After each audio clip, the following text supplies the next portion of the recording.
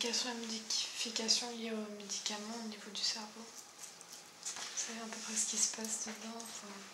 Alors, on a effectivement une certaine idée. Donc, ce que je disais, c'est donc que c'est surtout en fait cette augmentation de sérotonine dans la forme synaptique qui après, par régulation, entraîne une modification en fait réceptorielle au niveau des synapses, qui font que effectivement les neurones du coup ont une action différente. Ça, c'est la première chose. La deuxième chose, c'est qu'on prête aussi aux antidépresseurs une potentialité d'agir sur la plasticité neuronale.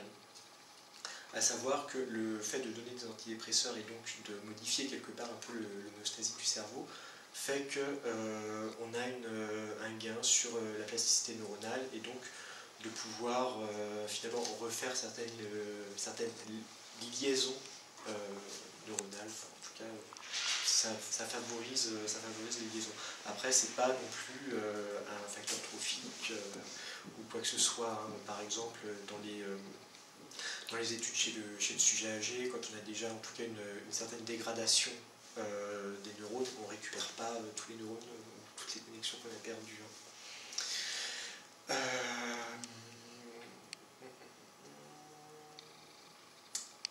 Et après, est-ce qu'il y a des actions aussi délétères? Ça, c'est un peu la question actuelle, puisqu'il y a une étude, je crois, une étude bordelaise qui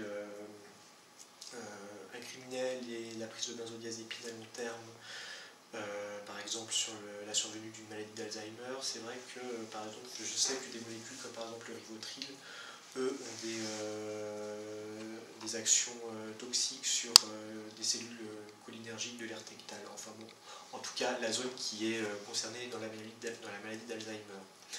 C'est pour ça d'ailleurs que les recommandations, qui existent depuis longtemps, font qu'on évite de prescrire des anxiolytiques type benzodiazépine sur un trop long terme. Parce que en plus, c'est le fait d'agir sur les récepteurs GABA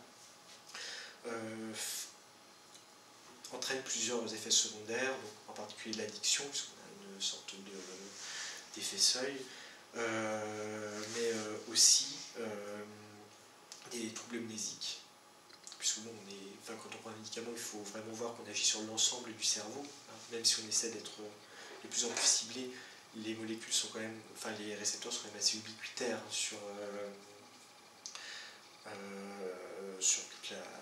toutes les zones cérébrales.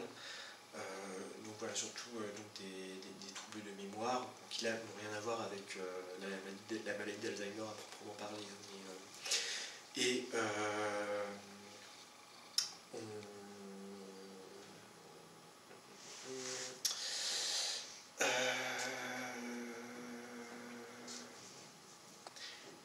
Et aussi, l'un des effets de ces benzodiazépines, c'est de diminuer l'excitabilité corticale. C'est pour ça qu'on peut aussi les utiliser